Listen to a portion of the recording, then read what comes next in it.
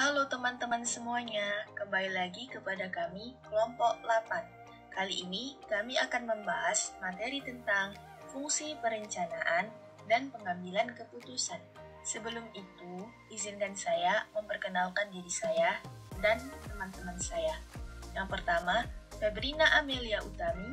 Yang kedua, saya sendiri, Latifah Azhara Nasir. Yang ketiga, Karina Lolo Limbong. Dan yang keempat, Windy Trinadia. Selanjutnya, konsep dasar perencanaan dalam manajemen.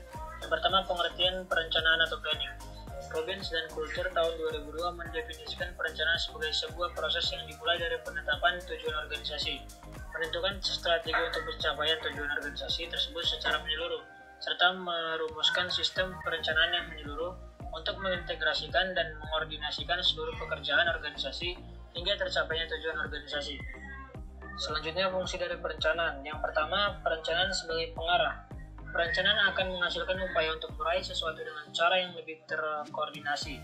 Perusahaan yang tidak menjalankan perencanaan sangat mungkin untuk mengalami konflik kepentingan, pemborosan sumber daya, dan ketidakberhasilan dalam pencapaian tujuan karena bagian-bagian dari organisasi bekerja secara sendiri-sendiri tanpa ada koordinasi yang jelas dan terarah. Perencanaan dalam hal ini memegang fungsi pengarahan dari apa yang harus dicapai oleh organisasi. Yang kedua, perencanaan sebagai meminimalisasi ketidakpastian. Pada dasarnya segala sesuatu di dunia ini akan mengalami perubahan. Tidak ada yang tidak berubah kecuali perubahan itu sendiri. Perubahan seringkali sesuai dengan apa yang kita perkirakan. Akan tetapi tidak jarang pula malah di luar perkiraan kita, sehingga menimbulkan ketidakpastian bagi perusahaan. Ketidakpastian inilah yang coba diminimalkan melalui kegiatan perencanaan. Dengan adanya perencanaan diharapkan ketidakpastian mungkin akan terjadi di masa yang akan datang dapat diantisipasi jauh-jauh hari. Selanjutnya, yang ketiga, perencanaan sebagai minimalisasi pemborosan sumber daya. Perencanaan juga berfungsi sebagai minimalisasi pemborosan sumber daya organisasi yang digunakan. Jika perencanaan dilakukan dengan baik, maka jumlah sumber daya yang diperlukan dengan cara bagaimana penggunaannya dan untuk penggunaan apa saja yang lebih baik dipersiapkan sebelum kegiatan dijalankan. Lalu, perencanaan sebagai menetapkan standar dalam pengawasan kualitas. Perencanaan berfungsi sebagai menetapkan standar kualitas yang harus dicapai oleh perusahaan dan diawasi pelaksanaannya dalam fungsi pengawasan manajemen. Dalam perencanaan, perusahaan menentukan tujuan dan rencana-rencana untuk mencapai tujuan tersebut. Dalam pengawasan, perusahaan membandingkan antara tujuan yang ingin dicapai dengan realisasi di lapangan, membandingkan antara standar yang ingin dicapai dengan realisasi di lapangan, mengevaluasi penyimpangan-penyimpangan yang mungkin terjadi, hingga mengambil tindakan yang dianggap perlu untuk memperbaiki kinerja perusahaan. Lalu selanjutnya, yang ketiga, persyaratan perencanaan atau planning requirement. Perencanaan yang baik tentu perlu dirumuskan. Perencanaan yang baik paling tidak mungkin memiliki berbagai persyaratan yang harus dipenuhi, yaitu faktual atau realistis, logis dan rasional, fleksibel, komitmen, dan komprehensif. Faktual atau realistis, yaitu perencanaan yang baik perlu memenuhi persyaratan faktual dan realistis, artinya apa yang dirumuskan oleh perusahaan sesuai dengan fakta dan wajar untuk dicapai dalam kondisi tertentu yang dihadapi perusahaan. Lalu logis dan rasional, artinya apa yang dirumuskan dapat diterima oleh akal dan oleh sebab itu maka perencanaan tersebut bisa dijalankan. Lalu fleksibel, perencanaan yang baik juga tidak berarti kaku dan kurang fleksibel. Perencanaan yang baik justru diharapkan tetap dapat beradaptasi dengan perubahan di masa yang akan datang, sekalipun tidak berarti bahwa planning dapat kita ubah seenaknya. Lalu selanjutnya, komitmen. Perencanaan yang baik harus merupakan dan melahirkan komitmen terhadap seluruh anggota organisasi untuk bersama-sama berupaya mewujudkan tujuan organisasi. Komitmen dapat dibangun dalam sebuah perusahaan jika seluruh anggota di perusahaan beranggapan bahwa perencanaan yang dirumuskan telah sesuai dengan tujuan yang ingin dicapai oleh organisasi. Selanjutnya, komprehensif. Perencanaan yang baik juga harus memenuhi syarat komprehensif, artinya menyeluruh dan mengakomodasi aspek-aspek yang terkait langsung maupun tak langsung terhadap perusahaan. Perencanaan yang baik tidak hanya terkait dengan bagian yang harus kita jalankan, tetapi juga dengan mempertimbangkan koordinasi dan integrasi dengan bagian lain di perusahaan.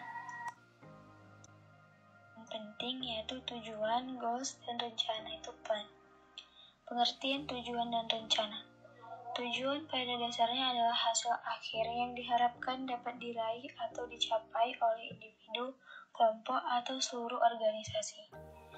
Dalam pengertian bahasa Inggris, dibedakan antara objektif dan goals. Objektif diartikan sebagai tujuan dan goals seringkali diartikan sebagai target.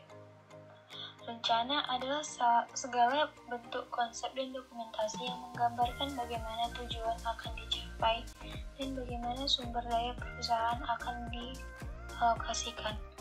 Penjadwalan dari proses perencanaan tujuan hingga segala hal yang terkait dengan pencapaian manajer perencanaan tujuan dan rencana adalah suatu yang harus dirumuskan olehnya.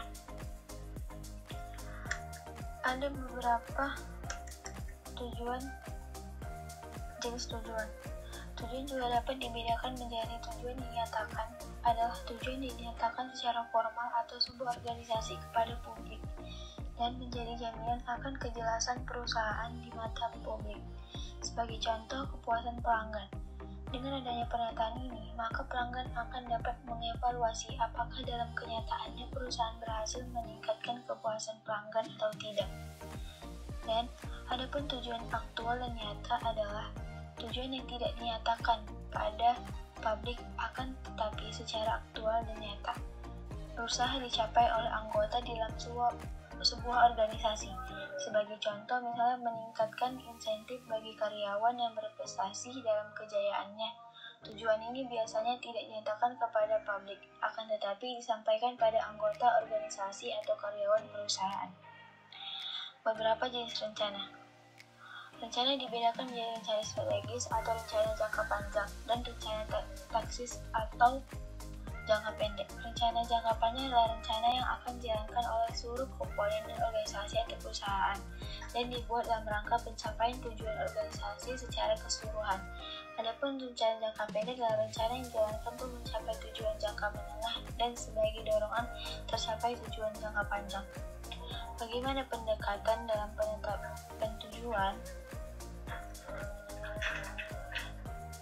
Pendekatan tradisional menjelaskan bahwa pendekatan tujuan dimulai dari manajemen tingkat puncak. Sebagai contoh, manajemen tingkat puncak menetapkan tujuan untuk meningkatkan kinerja perusahaan.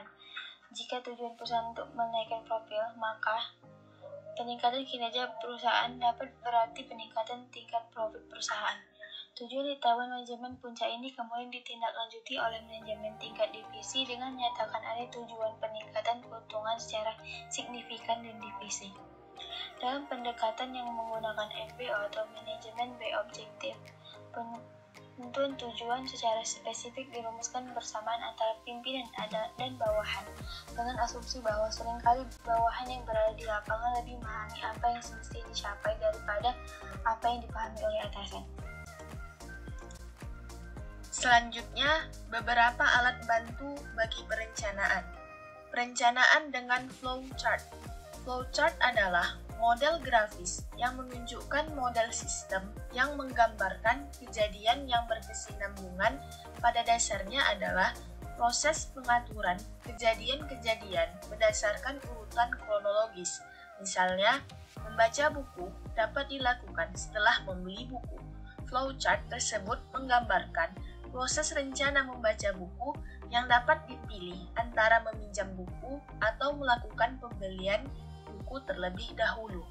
Alat bantu perencanaan kedua adalah penjadwalan dengan Gantt chart.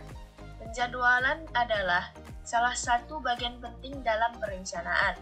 Gantt chart pada dasarnya membantu manajer untuk dapat mengaturnya melalui proses penjadwalan secara grafis atas berbagai rencana kegiatan. Selanjutnya, pengertian, masalah, dan pengambilan keputusan. GRTRI mengemukakan bahwa pengambilan keputusan adalah sebagai pemilihan yang didasarkan kriteria tertentu atas dua atau lebih alternatif yang mungkin.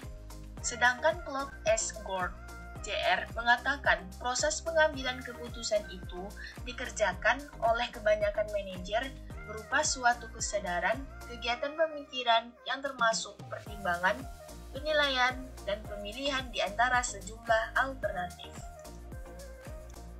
Berikutnya, dasar-dasar pengambilan keputusan. 1. Intuisi.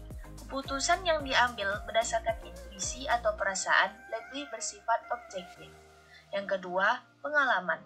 Dalam hal tersebut, pengalaman memang dapat dijadikan pedoman dalam menyelesaikan masalah. Yang ketiga, fakta keputusan yang berdasarkan sejumlah fakta data atau informasi yang cukup. Yang keempat, wewenang.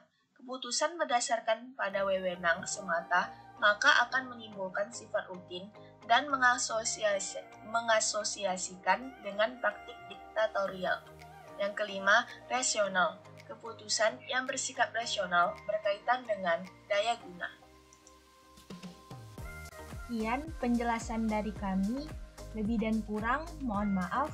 Terima kasih. Sampai jumpa di video berikutnya.